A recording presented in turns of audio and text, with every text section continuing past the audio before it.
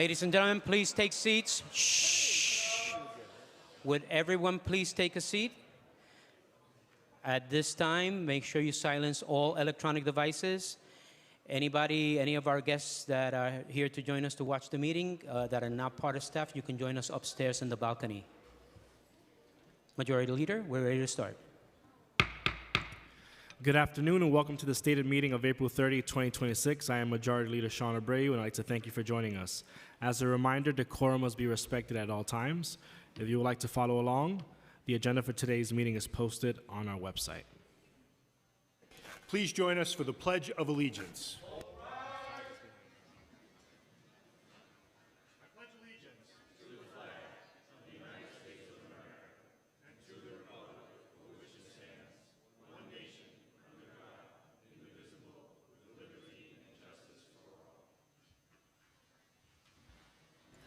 Roll call.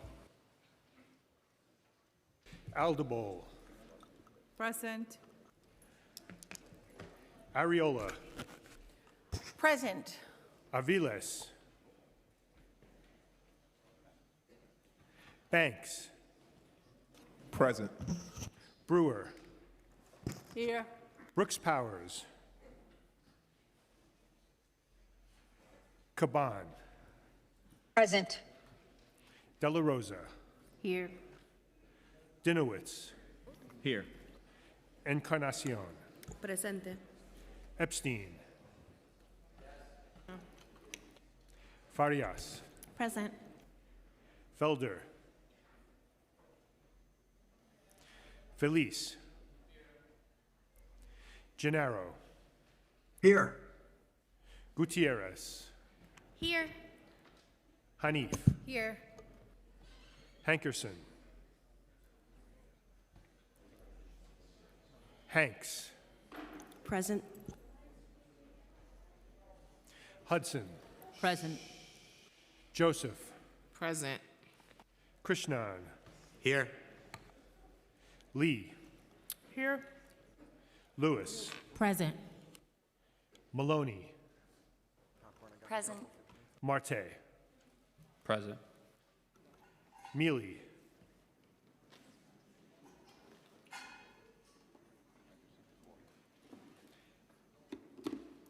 Morano, Here. Narcisse, Present. Hankerson, Present. Nurse, Osei, I'm here. Palladino, Wrestler, Here. Riley, Present. Salam, Present. Justin Sanchez, Present. Pierina Sanchez, Present. Santos Suoso, Here.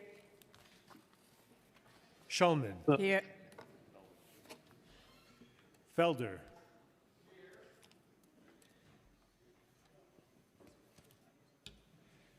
Stevens, Here. Thomas Henry, Present. Ung, Present. Vernikoff, Here.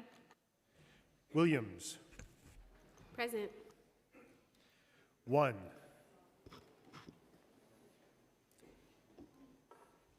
Councilmember 1. Here.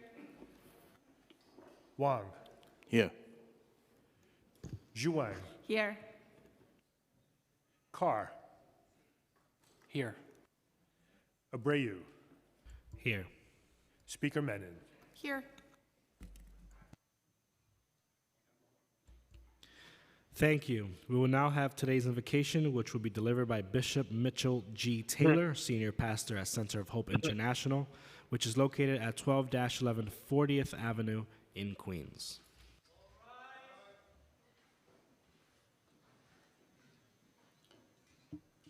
Good afternoon, everyone. Let us pray. Dear God, we thank you for the great city of New York, a city of strength, diversity, resilience, and opportunity. We thank you for the privilege of gathering in this chamber where decisions are made that affect the lives of millions of people every single day. Lord, today I stand representing the Center of Hope International and Urban Upbound, an organization that has been blessed to partner with the New York City Council for more than 2 decades. Since the days of the second speaker of this council, we have worked together to innovate solutions that lift families out of poverty and create pathways to opportunity and wealth in public housing and low-income communities.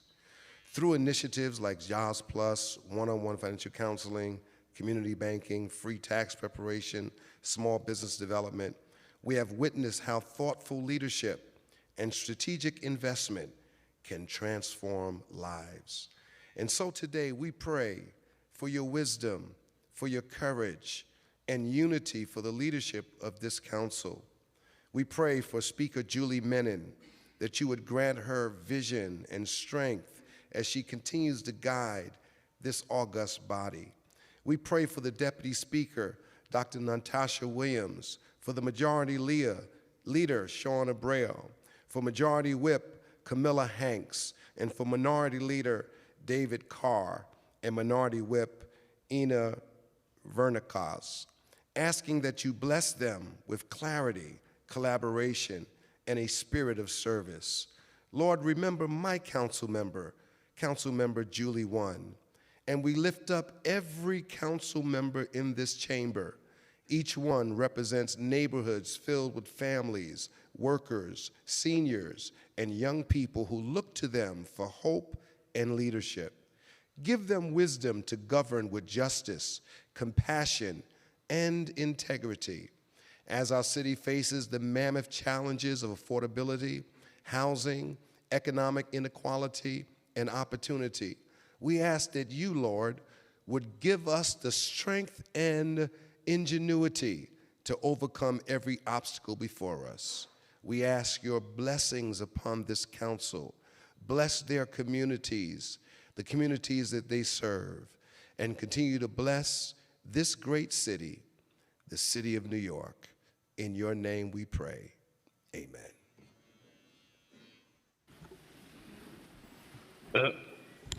Thank you. I will now ask Councilmember Julie Wan to spread the invocation on the record. Thank you so much, Majority Abreu. I am honored to have Bishop Mitchell Taylor, the senior pastor of Center of Hope International, to deliver today's invocation. The Center of Hope International is a non-denominational Christian church located just outside of Queensbridge Houses in Long Island City. It was founded by Bishop Taylor in 1999, and the church has grown to over 1,000 congregants, many who live in or have deep roots in Queensbridge Houses. This church serves as a beacon of hope for many people, and most notably, their Bread of Life pantry distributes fresh produce, canned goods, frozen products, and household staples in Western Queens residents, and we saw that really flourish and bloom as a beacon of hope for our Queensbridge residents, as our shelter residents during the pandemic and the migrant crisis. With our partnership, the pantry has logged over 22,000 client visits this past fiscal year and distributed more than 400 turkeys to families all over Western Queens in Queensbridge Houses, Ravenswood Houses, Woodside Houses, and Astoria Houses ahead of Thanksgiving. Bishop Mitchell Taylor is also the co-founder and CEO of Urban Upbound, a nonprofit organization that serves thousands of youth and adults living in public housing and other low, moderate income neighborhoods annually, focusing on expanding economic opportunities to end cycles of poverty all over the city of New York. It is the first ever federal credit union created by and for Black men and women, and we are so grateful for your leadership and the ways that you serve in a true place of faith. So thank you, Majority Leader. I would like to thank Bishop Mitchell Taylor for being here today, and I make the motion to a unanimous consent to spread the invocation in full upon the record. Thank you so much. Thank you. We will now ask Councilmember Eric Dinowitz for the adoption of minutes. I make a motion that the minutes of the April 16th, 2026 stated meeting be adopted as printed. Messages and papers from the mayor.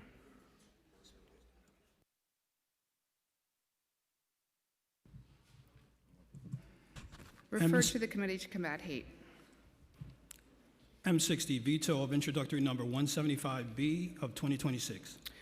Referred to the Committee to Combat Hate. M61, mayoral appointment. Referred to rules. Communication from city, county, and borough offices. None. Petitions and communications. None. Land use call-ups. M62.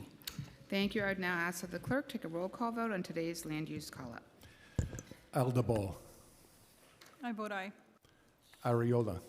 I vote aye. Aviles. Banks. Aye. Brewer. Yes. Brooks Powers.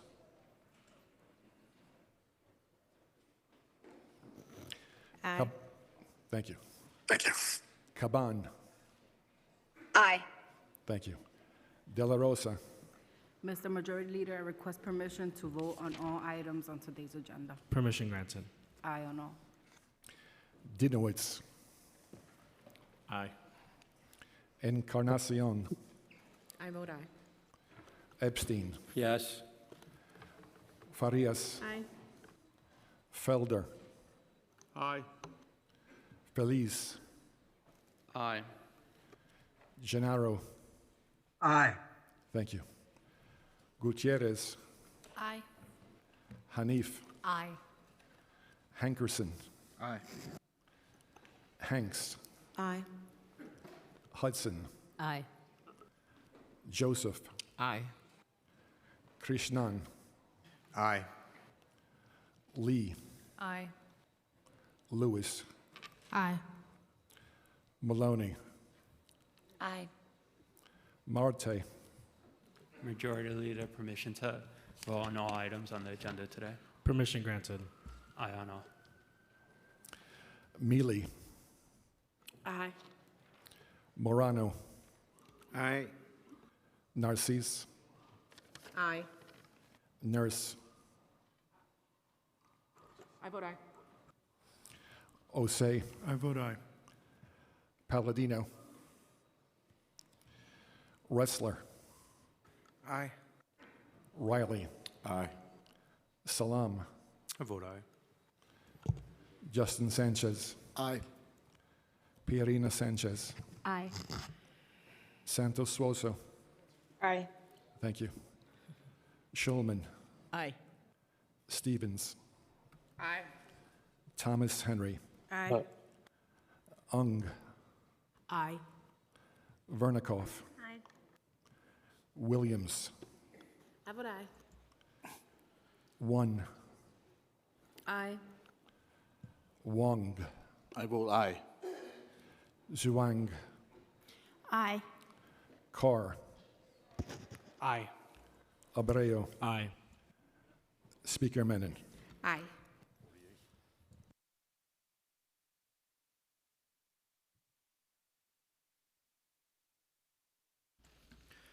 Today's land use call-ups are adopted by a vote of 48 in the affirmative and 0 in the negative.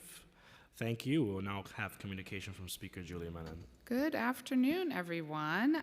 First of all, I want to welcome the interns from Senator Schumer's office to our City Council chambers. Thank you so much for being here. Great to have you.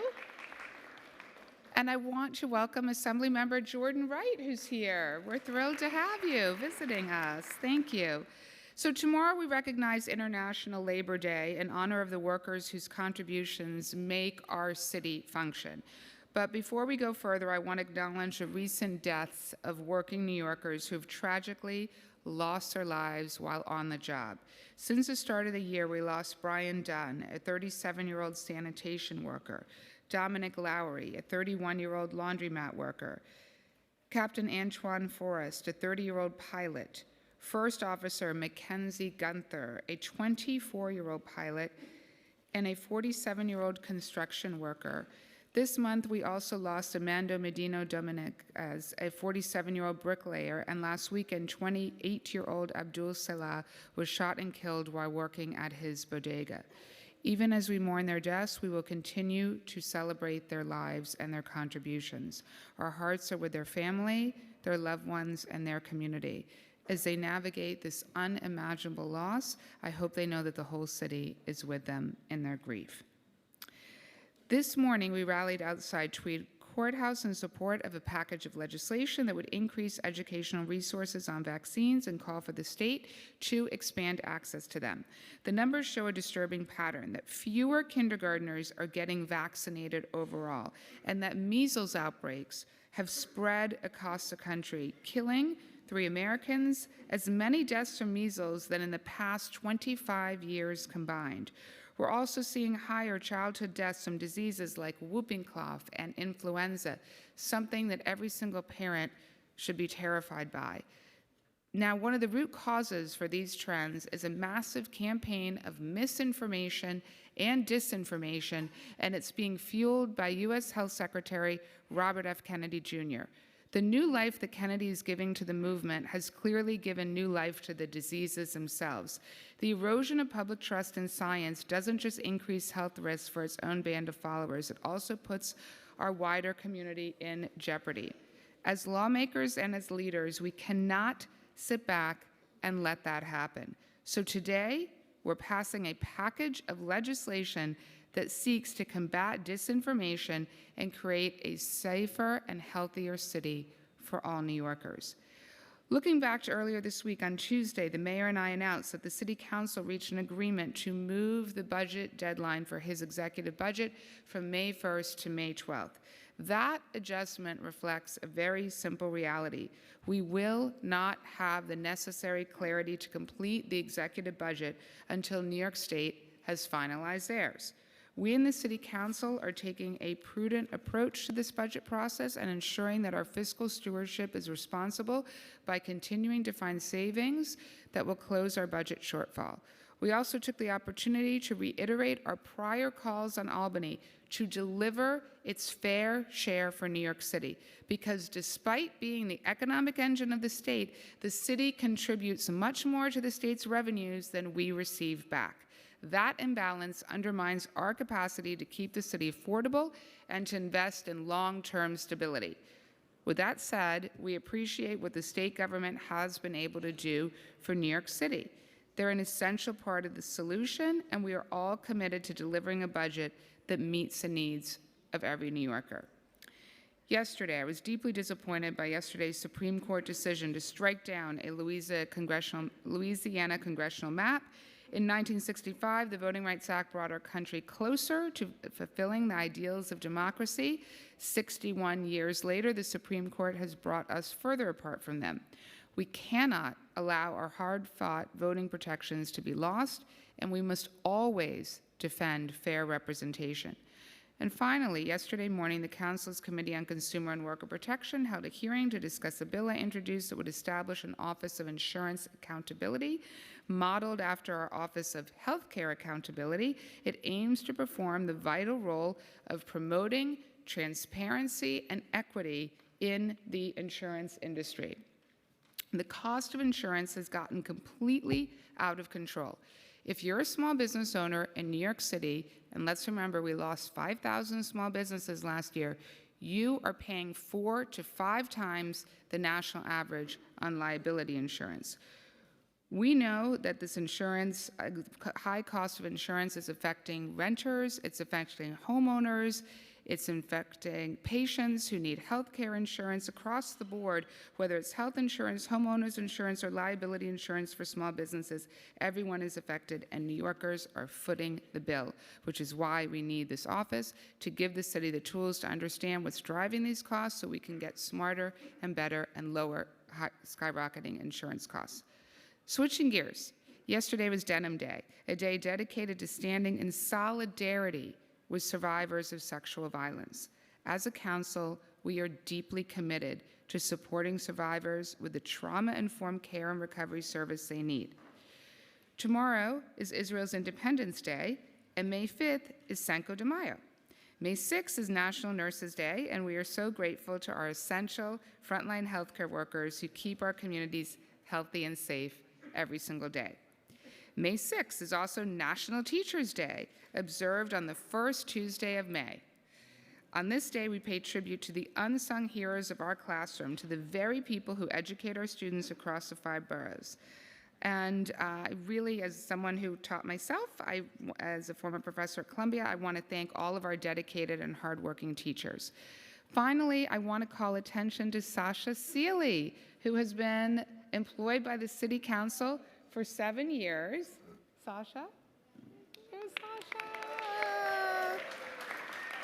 Sasha started as an intern in our Community Engagement Division, culminating as a senior community liaison. She's now graduating from New York Law School, and we wish her the best as she takes a bar exam. Now let's move on to our stated agenda. First, we'll vote on the following land use items. St. Francis Prep Commercial Overlay will bring into compliance an existing illuminated sign posted at the entrance of St. Francis Preparatory School in Councilmember Linda Lee's district. Next, we'll vote on the following finance items. A pre-considered introduction, also sponsored by Councilmember Lee, which would extend certain dates related to the executive budget for fiscal year 2027. Introduction 791, sponsored by Councilmember Lee, would amend the district plan of the Fulton Street bid to change the method of assessment upon which the district charge is based. 3 pre-considered resolutions, sponsored by Councilmember Lee, would establish 2 partial 40-year Article 11 tax exemptions and a partial 9-month Article 5 tax exemption for 4 buildings in Majority Leader Abreu's district. A pre-considered resolution, sponsored by Councilmember Lee, would establish a full 50-year Article 11 tax exemption for 1 building in Councilmember Nurse's district. And a pre-considered resolution sponsored by Councilmember Lee would establish a full 40-year Article 11 tax exemption for 2 buildings in Councilmember Osei's district. Today, we'll vote on the following resolutions. Resolution 183A, sponsored by Councilmember Farias, would call on the state legislature to pass and the governor to sign S7638B, A8091B, providing that certain contracts to purchase food can be awarded to a qualified bidder who complies with certain standards when such bid is not more than 10% higher than the lowest responsible bidder. Thank you to our staff, Alex Polinoff, Jahari Frazier, and Alex Yablon. Resolution 396, sponsored by Public Advocate Jamani Williams, who's here with us today, and I want to thank you for being here and for your very eloquent words that the priest stated before on this topic. This resolution would declare May 15th through June 15th as Tourette Syndrome Awareness Month and June 7th as Tourette Syndrome Awareness Day in the city of New York. Thank you to our staff, Chloe Rivera, for their help on it. Next, we're voting on a package of bills related to improving the response to Code Blue emergencies. Introduction 790A, sponsored by Councilmember Joseph, would require the Department of Social Services, in a collaboration with New York City Emergency Management, to submit annual reports on warming centers in New York City and post them online. Introduction 778A, sponsored by Councilmember Ressler, would require the Department of Homeless Services to create a platform accessible via mobile devices and available to all DHS staff and contractors that do street outreach work that allows for real-time tracking and reporting of all engagement with street homeless individuals. Introduction 727A, sponsored by Majority Leader Abreu, would require the Commissioner of Homeless Services to make best efforts to coordinate with hospitals to make available supplies to patients experiencing homelessness upon their discharge from hospitals. And Introduction 726A, also sponsored by Majority Leader Abreu, would require the Commissioner of Homeless Services, in consultation with relevant city agencies, to develop informational materials directed to hospitals pertaining to a Code Blue or Code Red alert and provide them to hospitals to distribute to patients. The Commissioner must also make best efforts to coordinate with hospitals during these alerts to identify discharged patients experiencing homelessness, assess what DHS resources they need, and make the resources available to them. Thank you to Amanita Kilawan, Justin Campos, and Tristan Montieth. Next, we'll vote on a package of legislation to expand public education on the importance of vaccinations to combat misinformation and disinformation and improve public health. Resolution 273A, sponsored by Councilmember Shulman, will call on the state to enact legislation authorizing dentists to administer influenza vaccines, COVID-19 vaccines, HPV vaccines, or a vaccine related to a public health emergency. Resolution 425, also sponsored by Councilmember Shulman, would call on the state to enact legislation requiring vaccines to be regulated, recommended, administered, and insured based on the recommendations of various nationally and internationally recognized healthcare organizations alongside the Federal Advisory Committee on Immunization Practices. And a pre-considered resolution, also sponsored by Councilmember Shulman, would call on the state to enact S5852 A3839, requiring insurance to reimburse the total direct and indirect practice expenses associated with vaccinations. Introduction, 693A, sponsored by Councilmember Dinowitz, would require DOHMH, in collaboration with relevant agencies, to develop and implement a plan by January 1st, 2027 to educate the public regarding the benefits and importance of childhood and adolescent vaccines for individuals 18 years old or younger. Finally, Introduction 260A, sponsored by Councilmember Krishnan, would require DOHMH, in collaboration with DOE, to develop informational materials about vaccines. The DOE would also be required to distribute the materials to parents of all New York City public school students, including those enrolled in early childhood programs such as 3K and pre-K. Thank you to Joshua Newman, Elizabeth Arts, and Christopher Pepe. Okay, thank you for your attention to that. I'm going to turn it back over to our Majority Leader. Thank you, Speaker Menon. We will now move into discussion of general orders, beginning with Councilmember Hanif, followed by Dinowitz and Ressler. Wait, I need to speak at the last portion, sorry. No problem. Councilmember Dinowitz, followed by Ressler.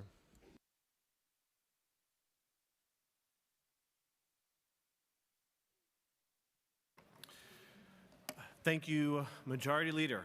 Today we're voting on my bill, Intro 693. This bill will bring public awareness to settled medical consensus in a world full of misinformation pushed by grifting health gurus and conspiracy theorists in the White House. New Yorkers should be properly informed through the advice of medical professionals when making decisions about their health and not by sensational podcasters. Intro 693 will require the Department of Health and Mental Hygiene to develop and implement a plan to educate the public regarding the benefits and importance of childhood and adolescent vaccines as informed by recommendations from well-respected major medical organizations such as the American Academy of Pediatrics, American Academy of Family Physicians, American College of Obstetricians and Gynecologists, and American College of Physicians. This legislation is vital as the federal government has become negligent in its duty to keep its citizens safe and healthy. The United States Secretary of Health and Human Services has embarked on an ideological crusade to undo over a century of scientific and medical progress by sowing the seeds of doubt in life-saving vaccines. By removing several vaccines from the recommended childhood schedule, the federal government has directly contributed to a growing perception in the public that not only are childhood vaccines unnecessary, but that they could potentially pose a risk to a child's health. And we have seen the results.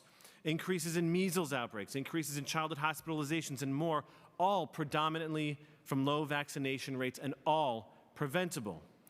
By undermining the recommendations of the medical community, the federal government has not only fostered an environment of fear within our country, but also subverted major medical advances contributing to the revival of diseases previously thought extinct. I urge my colleagues to vote yes on this essential piece of legislation and the entire vaccine package, so that we can keep New Yorkers safe, informed, and healthy. Thank you. Councilmember Ressler, followed by Krishnan. Thank you, Majority Leader. I'm proud that we have Intro 778A on the agenda today. There are varying estimates on the number of street homeless New Yorkers, 4,000, 5,000, 6,000, but a significant number of people who are struggling on the streets and in our subways every single day. And we spend a phenomenal amount of resources trying to connect them to services, street outreach contracts, safe haven shelters, mental health services, and yet we don't have good data on the engagements with street homeless New Yorkers and the outcomes that we're delivering. And that's what our legislation will help address. We will create a mobile platform that every street outreach worker that's contracted with the Department of Homeless Services has access to track their engagements, their placements of individuals into housing, into substance use and mental health services, we will now, finally, have clear, crisp data to understand how effective our investments are and to shift our policies as necessary to make sure that we're connecting people to the housing and the health care that they desperately need. This legislation was inspired by an audit by Comptroller Lander from 2023 that revealed that we really do not have comprehensive data systems in place to track our engagement with street homeless individuals. And in addition to the street outreach organizations that engage with homeless New Yorkers every day, this legislation makes this information accessible to other city agencies that provide mental health treatment and health care to street homeless New Yorkers, like Health and Hospitals, like the State Office of Mental Health. And so we really believe this is going to help us do a better job of connecting street homeless New Yorkers to the treatment, the care, and most of all, the housing that they desperately need. Thank you very much, and thank you to Speaker Menon and to Chair Hudson for helping to advance this legislation. Thank you, Councilmember. Councilmember Krishnan, followed by Joseph. Thank you, Majority Leader. Our federal government is attacking our health care. The information on what is healthy, the institutions that study the science behind vaccinations, and our ability to afford care. I'm thankful to Speaker Menon, Chair of the Health Committee Lynn Shulman, and Councilmember Eric Dinowitz for their leadership on combating vaccine misinformation. Together, we are passing an aggressive package of bills to combat disinformation, false information around vaccinations, and to make them more accessible for New Yorkers and to make sure they get their critical vaccinations. The federal government, from Donald Trump to his Health Secretary Robert Kennedy Jr., have been spreading false claims about vaccines, gutting our access to health care and undermining the public institutions that keep us healthy and informed. It's a 1-2 punch to our public health system. They are intentionally confusing our families and making it harder to access health care. But our City Council will not stand by and allow the federal government to intervene when it comes to our families' health. My legislation, Intro 260, would require the DOE to develop and distribute materials around vaccines to parents of all New York City public schools, including those enrolled in early childhood education programs such as 3K and pre-K. These materials would give parents and educators clear information on vaccines, how they work, their public health benefits, their safety, and where to access vaccines that are required for school attendance. It would directly combat the dangerous claim the federal government is making about science and ensure our families know where to turn to for access. Today, with the support of our Council Speaker, Julie Menon, we are doing the work that Donald Trump and RFK Jr. refused to do, and that is to give New Yorkers clear health information and ensure they can keep their families healthy. Thank you. Thank you, Councilmember. Councilmember Joseph. Thank you, Majority Leader. Good afternoon. Today, we take an important step forward in New York City protects its most vulnerable resident during the coldest days of the year. I'm proud to support and celebrate the passage of this legislation requiring greater transparency and accountability in our warming centers. For many New Yorkers, our seniors, families experiencing homelessness, and individuals living with disabilities, warming centers are not optional. They are essential. They are the difference between safety and serious risk. And yet, far too long, we have lacked a clear, comprehensive picture of how these centers are operating, where gaps exist, and whether we are truly meeting the needs across every neighborhood. Intro 790A changes that by requiring Department of Social Services in partnership with Office of Emergency Management to produce an annual publicly available report. We are committing to data-driven leadership. We will know where warming centers are located, when they are open, how they are staffed, and critically, whether they are accessible and reaching the people who need them the most. This is about more than reporting. It's about equity. It's about ensuring that no community is left behind when temperatures drop. And it's about building a system that is responsive, coordinated, and rooted in dignity. As a council member and as someone who's deeply committed to protecting our communities, I believe this legislation strengthens our ability to plan, to respond, and to save lives. Today, we are reaffirming that every New Yorker deserves warmth, safety, and care. I want to thank Speaker Menon and thank you, Chair Hudson. Thank you, Councilmember. All right, seeing no one else signed up for general orders, we'll now move to report of special committees. None. Reports of standing committees. Report of the Committee on Finance, Intro 791, Fulton Street bid. Coupled on general orders. Preconsidered Intro 873, Budget Extender. Coupled on general orders with a message of necessity. Preconsidered LU 59 and Reso 452 through preconsidered LU 63 and Reso 456, tax exemptions. Coupled on general orders with a message of necessity. Report of the Committee on General Welfare, Intro 726A, Hospital Materials. Amended and coupled on general orders. Intro 727A and 778A, Services to Homeless Patients. Amended and coupled. Intro 790A, Warming Centers. Amended and coupled. Report of the Committee on Health, Intros 260A and 693A, Vaccinations. Amended and coupled on general orders. Report of the Committee on Land Use, LU 51 and Reso 457, St. Francis Prep, Commercial Overlay. Coupled on general orders. LUs 52 through 55, various applications. Approved with modifications and referred to the City Planning Commission pursuant to Section 197D of the New York City Charter. On the General Orders calendar, resolution appointing various persons, Commissioner of Deeds. Coupled on general orders, I now ask that the clerk take a roll call vote on all the items coupled on today's general orders calendar. Aldebol. Aye. Ariola. Aye on all with the exception of 260 and 693A, for which I am a no. Thank you. Aviles. Aye on all. Banks. Aye on all. Brewer. Thank you. Thank you.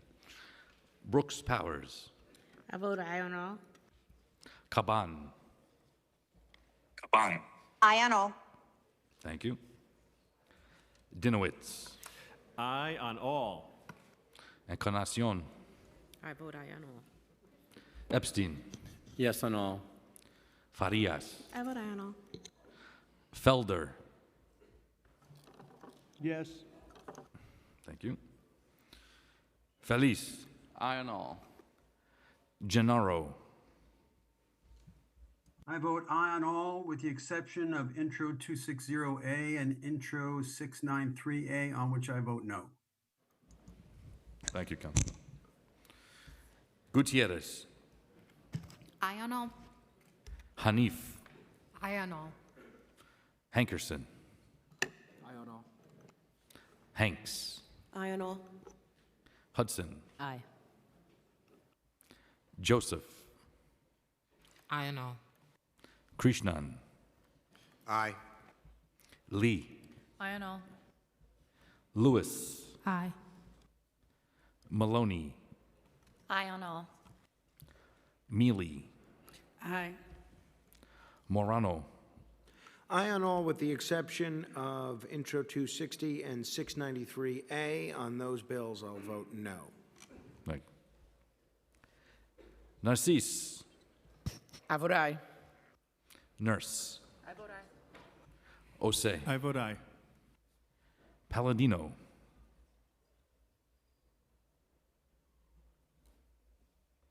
I vote aye on all except on, hold on a minute.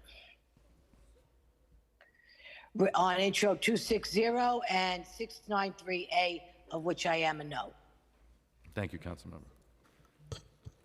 Rustler. Aye. Riley. Aye. Salam. I vote aye. Justin Sanchez.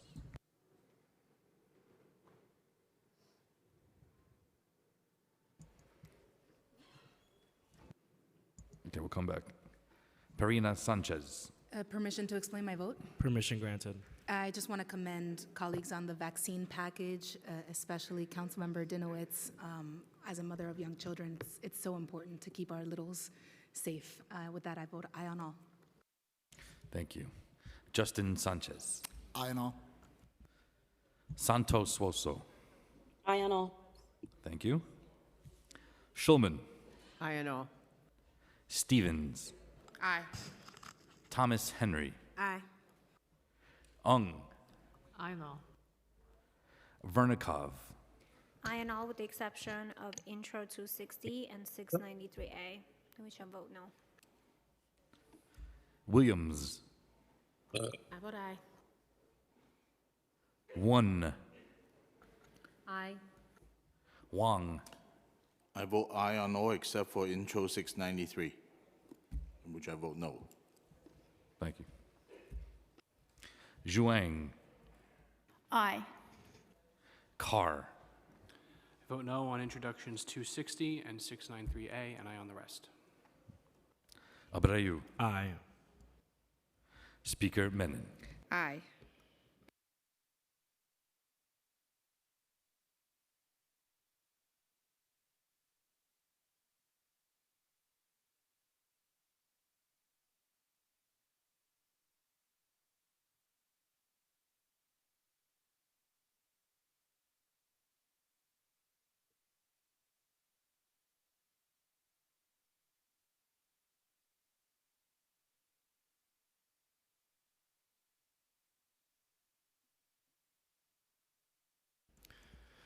All items on today's general order calendar are adopted by a vote of 50 in the affirmative and 0 in the negative and 0 abstentions, with the exception of Intro 260A, which was adopted by a vote of 44 in the affirmative, 6 in the negative, and 0 abstentions, and Intro 693A, which was adopted by a vote of 43 in the affirmative, 7 in the negative, and 0 abstentions.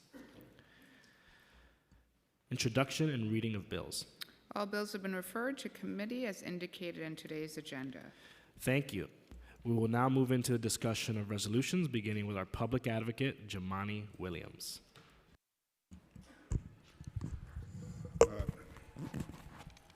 Thank you very much. My objective at this third time of reading these remarks is try to get through it without so many pauses.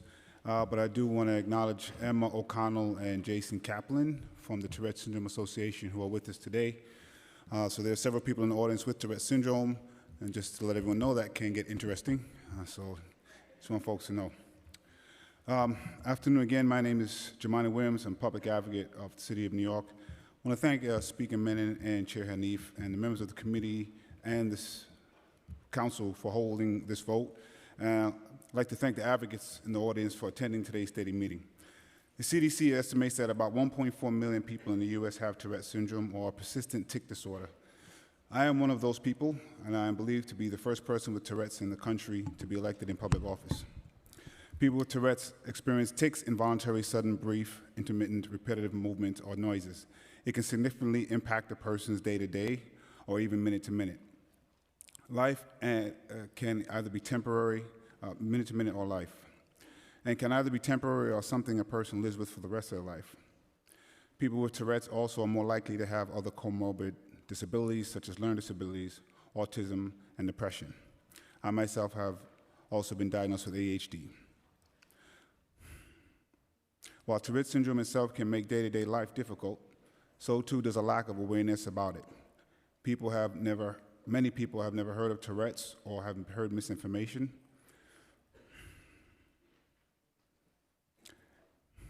And may react negatively, even violently, to a person's tics.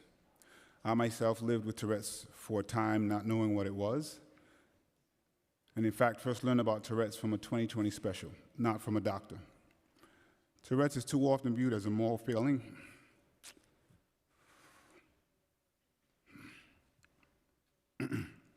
Tourette's is too often viewed as a moral failing, as if a person is refusing to stop a tic rather than being unable to. Especially so when a tic is obscene language or a slur called corpulalia, something I have struggled with. Stigma and discrimination can make getting and keeping a job more difficult or lead to increased contact with the criminal legal system. Many people with Tourette's retreat from public life, isolating themselves from other people due to shame or fear, and may avoid seeking treatment.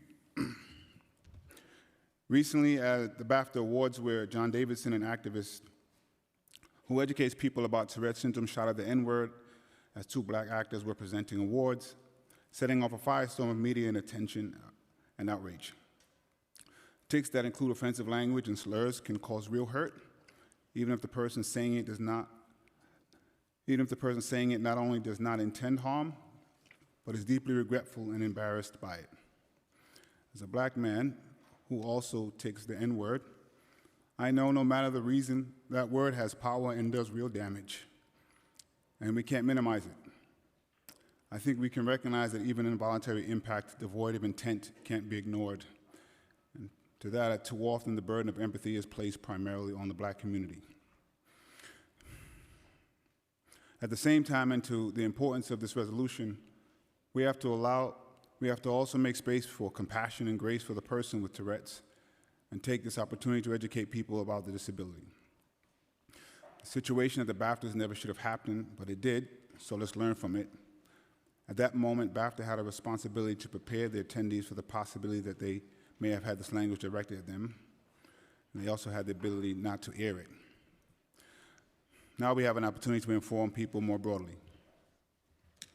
Education and awareness have proven to be effective in combating stigma against disabilities and other disorders. Today we're voting on the resolution I introduced declaring May 15th through June 15th as Tourette Syndrome Awareness Month and June 7th as Tourette Syndrome Awareness Day in New York City. Knowing a person with disability reduces stigma, underscoring the need for raising awareness, representation, and open dialogue about Tourette's and other tic disorders.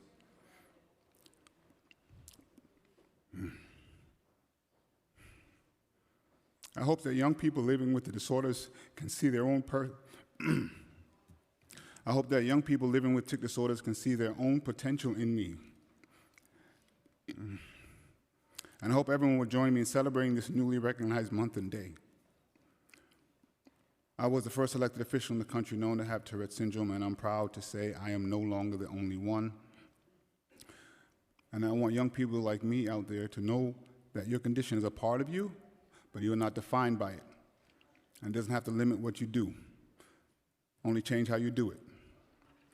By more broadly recognizing Tourette Syndrome Tourette Syndrome Awareness Month, I hope we can reach others with that message.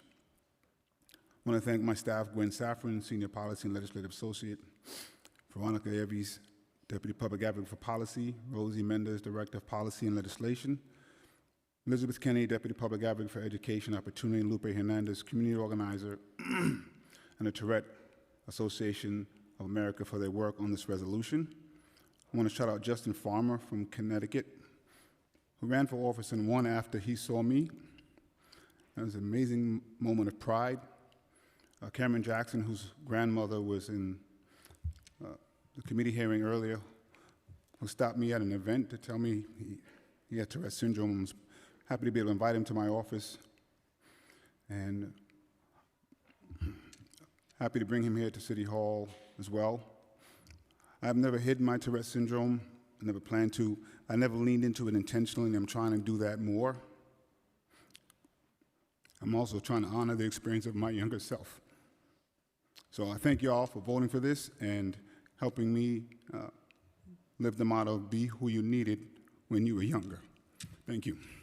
Thank you, Mr. Public Advocate.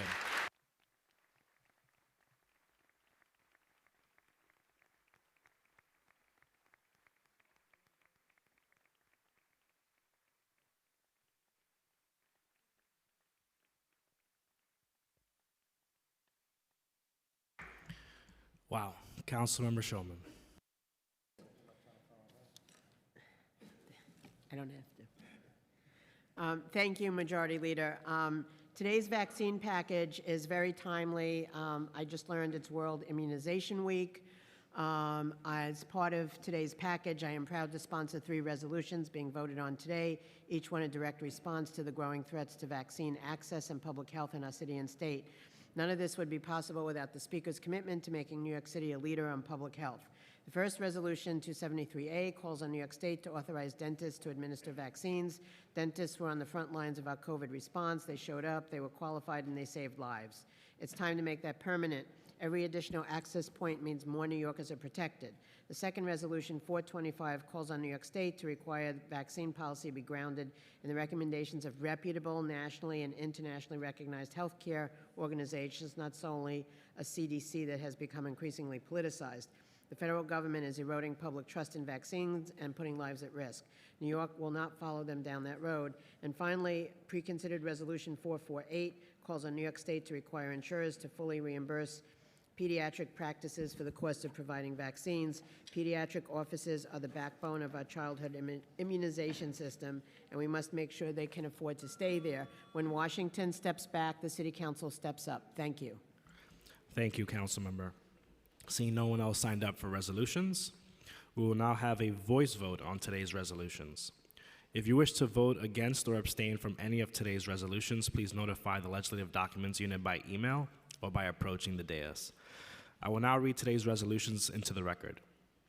Resolution 183A calls on the state legislature to pass and the governor to sign Senate Bill number 7638B and Assembly Bill number 8091B, providing that certain contracts to purchase food can be awarded to a qualified bidder who complies with certain standards when such bid is not more than 10% higher than the lowest responsible bidder. All those in favor say aye. All opposed say nay.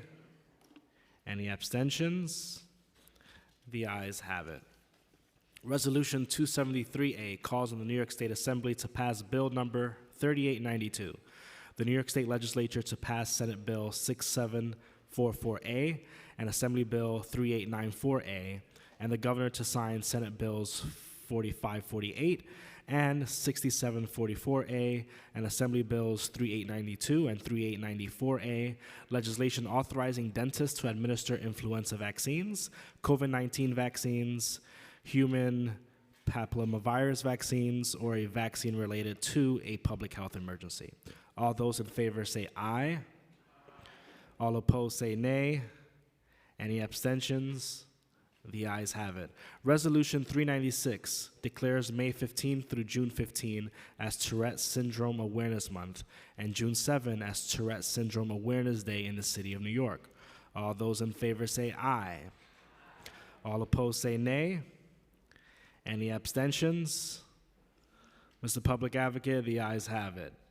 Resolution 425 calls on New York State Assembly to pass bill numbers 8824A, 9648, and 9060C, and for the governor to sign Senate bills A334A, 8853, and A496, and Assembly bills 8824A, 9648, and 9060C, legislation requiring vaccines to be regulated, recommended, administered, and insured based on the recommendations of various nationally and internationally recognized healthcare organizations alongside the Federal Advisory Committee on Immunization Practices.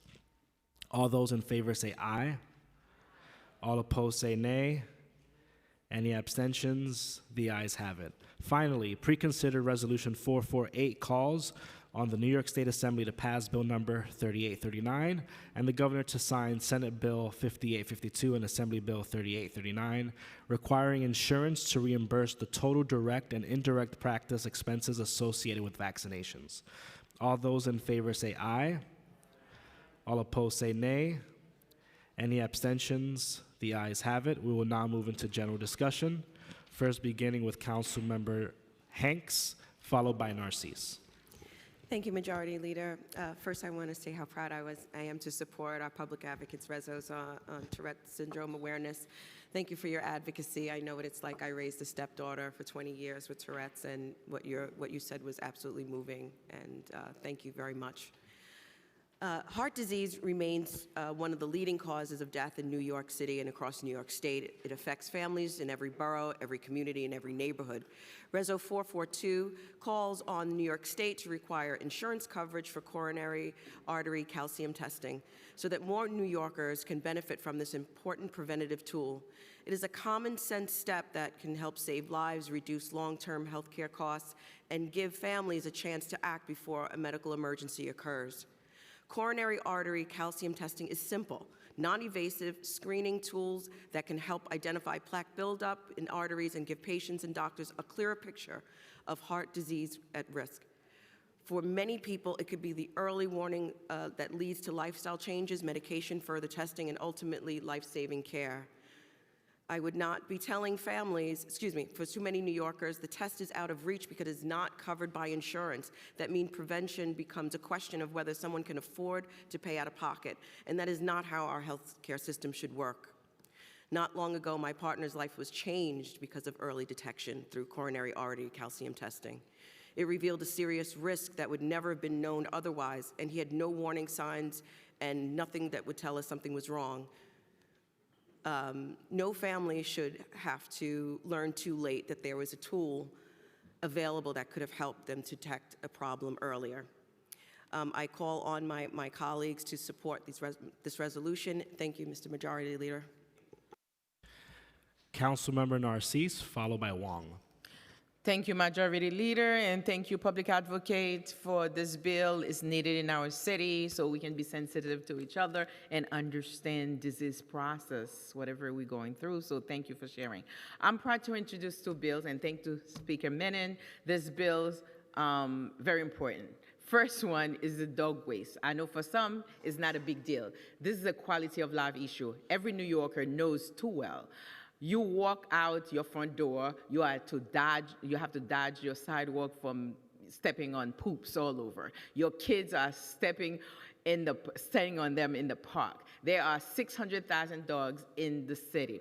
311 complaints are up to 81%, and sanitation issues, just 2 summonses in all of 2025. The law exists, but nobody is being held to it. This bill puts signs where the problem is worse in the park sidewalks and neighborhoods calling the 311 over and over to get a relief. That's all we're looking for. So people, the rules can apply. We can end this. This is happening too often. So I'm asking my colleagues to look into this and support. I'm also introduced today the Homeowner Stability and Protection Act, Intro 879. Local Law 18 was supposed to lower costs and expand housing. But years later, rents are still skyrocketing and the vacancy rate has not budged. What it does, it takes away the ability of homeowners to earn income from their own homes. In my district and in working class neighborhoods across the city, homeowners are losing their homes. Deed thefts have nearly tripled since 2023. We have seen over 1,800 foreclosures across the 10 majority Black communities around the city. This is too much. The seniors are losing their home. It is time for us to step up.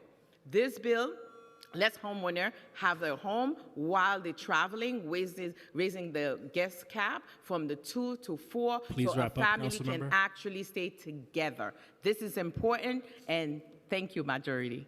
So let's look into it. Councilmember Wong, followed by Hankerson. Thank you, Majority Leader. Today, I introduce 6 pieces of legislation that will improve the safety, equity, and quality of life in the city. My first focus is on improving community awareness of their schools. To accomplish this, Intro 885 would require the Department of Education to create an online portal to facilitate the comparison of funding and spending across schools. 2 of my other bills would increase the safety of our neighborhoods. Intro 889 would prohibit the parking of commercial vehicles owned or operated by gas or oil heat suppliers between the hours of 9 p.m. and 5 a.m. Intro 887 would make it an immediate hazardous violation to sell beverages without a valid place of assembly certificate of operation. Additionally, 2 of the bills would greatly increase our knowledge of what is happening behind the scenes. Intro 886 would require the Department of Health and Mental Hygiene to publicly issue monthly reports on animal shelters that are under contract with the City of New York. Intro 888 would require the Department of Health to report how many times city agencies and hospitals submit referrals for individuals to assisted outpatient treatment programs. My final bill, Intro 890, would improve the city's relationship with the environment and save us money by creating a pilot program to study increasing the minimum percentage of reclaimed asphalt pavement. All of these bills have different focuses, but they are common sense measures that will meaningfully improve the safety and quality of life of all New Yorkers. Thank you. Thank you, Councilmember. I'd also like to recognize that we have been joined by former council members and now state legislators, Eric Botcher, our Senator Eric Botcher, and Keith Powers from the Assembly. Councilmember Hankerson, followed by Brooks Powers. Thank you, Majority Leader. I just want to take a moment to recognize the young people from the Learning to Work program who have joined us in the balcony today. For nearly 20 years, Learning to Work has kept young people on track to graduate. It serves more than 16,000 students across the city. These are students who fell behind and are working to catch up. My little brother was one of them. This program provided the support, positivity, and mentorship he needed. But he isn't the only one. Thousands of young people across the city of New York have benefited from this program. If we are serious about investing in our youth, we must keep them engaged by programs that work. If we are serious about decreasing unemployment, we must prepare them for work. If we are serious about the economy, we must be intentional about valuing their voices and harnessing their creativity. Students in this program have counselors who stay with them. They recover credits and move toward a diploma. They step into paid internships and build real work experience. Students in this program graduate at higher rates. Interns graduate at rates near 97% from the program. Right now, this program is not guaranteed to continue at full strength. Support has shifted to short-term fixes that create instability. That instability reaches students and staff. If this program shrinks, thousands of young people lose support. More students will leave school without a diploma. We will feel that in our workforce and in our communities. If we are serious about decreasing youth crime, we protect what keeps young people on track. If we are serious about decreasing unemployment, we protect what prepares them for work. If we are serious about the economy, we protect the systems that build it. Thank you to the Learning to Work students that are here with us today. Thank you, Councilmember.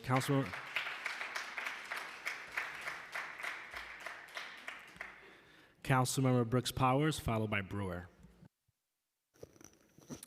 Thank you. Today, I'm proud to introduce two pieces of legislation aimed at expanding access to affordable homeownership across our city. Homeownership remains one of the most effective tools we have to build generational wealth and stabilize communities. Yet, for too many New Yorkers, especially working families, that pathway remains out of reach.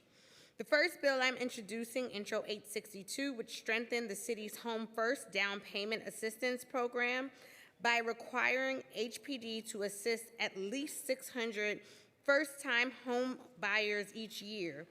This program provides up to $100,000 in support for down payments and closing costs, but it is currently underutilized. In fiscal year 2025, only 126 households were assisted. While the agency is working to scale up to 300 loans annually, this bill works to expand affordable homeownership opportunities by doubling that number to 600 households per year. The second bill, Intro 861, focuses on awareness and access. It would require HPD to conduct a targeted outreach campaign to inform New York residents about the Section 8 homeownership program, which allows eligible families to use their vouchers towards purchasing a home. Shout out to my Assembly member, Khalil Anderson, on this one. Together, these bills can move us closer to realizing the dream of homeownership for thousands more New Yorkers. Additionally, I'm introducing Reso 439 in support of state legislation restoring 20-year service retirement for uniformed correction officers and sanitation workers. At a time when our correctional system is facing significant staffing challenges, restoring parity in benefits is a critical step towards improving conditions for both staff and those in custody. I look forward to working with my colleagues to advance these efforts. Thank you. Thank you. Councilmember Brewer, followed by Maloney. Thank you. I just want to say we need an exterminator because we had a water bug over here, and I know what a water bug looks like because I got him in my house. I just want to let you know. So Intro 859, twice a year the city council... Keep it down. Let the councilmember speak. Thank you. I brought up the problem.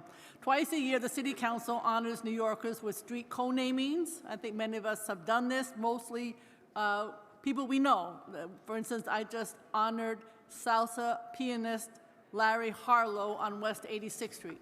To familiarize more New Yorkers with those who came before us, the council passed My Local Law 104 in 2023, and Doris, which is the records, created a searchable map. In 2002 and 2003, local laws named 400-plus streets for first responders killed on 9/11, but many of those streets lacked biographical information. Under the guidance of Commissioner Pauline O'Toole of Doris, her staff compiled the stories of these individuals lost on that terrible day and found them all. And Intro 859 allows Doris to update the map accordingly. Intro 860 authorized HPD and the fire department to inspect buildings for required physical street numbers during their routine inspections of buildings. For over 100 years, all buildings in New York City must display their street numbers so first responders don't lose critical time to help people in need. And yet, compliance has been a problem. An article in the New York Times for 1929 noted the lack of building numbers and how it impacted delivery people and telegraph messengers. I passed Local Law 26 in 2017, with Public Advocate Jamani Williams, if he remembers, and the fire department support increase the fines. Intro 860 would empower HPD and the fire department to respond to 311 complaints and also add street numbers to their regular inspections. If you ever wandered around and can't find a street number, now you'll be able to find it. Thank you very much. Thank you. Councilor Maloney, followed by Morano. Thank you, Majority Leader. Today, I'm introducing 3 pieces of legislation and a resolution focused on supporting small businesses and keeping our streets safe. The first is Intro 197, which supports the legacy businesses that have shaped the character of our communities: the corner bakery, the family hardware store, or your local diner. This bill would establish a legacy business registry to formally recognize those legacy businesses that have operated for 20+ years. And it would create a preservation fund that would provide grants to those businesses and to property owners who commit to keeping them in place. The second is a resolution which calls on Albany to pass legislation allowing mobile barbershops. I want to thank Assemblymember Jordan Wright, who is championing that bill in Albany, for being here. Not everyone can go to a barbershop. Seniors and people with disabilities deserve access to professional services just like everyone else. And mobile barbershops meet people where they are, support small business entrepreneurship, and fill a gap in our communities. Third is Intro 372, which makes government work better and faster.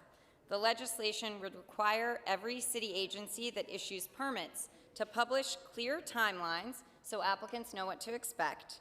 It provides real-time tracking so that they can follow their application every step of the way, and establishes accountability measures to make sure agencies actually meet the timelines that they set. And lastly, Intro 1312, to address a safety issue that has become impossible to ignore: e-bikes going too fast on our streets and on our sidewalks. This legislation would enshrine the speed limit for electric assist bicycles at 15 miles per hour in city law. And I look forward to working with my colleagues to pass these. Thank you. Councilor Morano, followed by Pirina Sanchez. Thank you. Colleagues, before we leave today, I just want to say a word about what happened in Washington last Saturday. Thank God the president is safe. Thank goodness there were no fatalities. And thank God for the men and women in law enforcement who acted in seconds when it mattered most. But let's be honest with ourselves. This was the third time a president has had to contend with something like this in the last 2.5 years.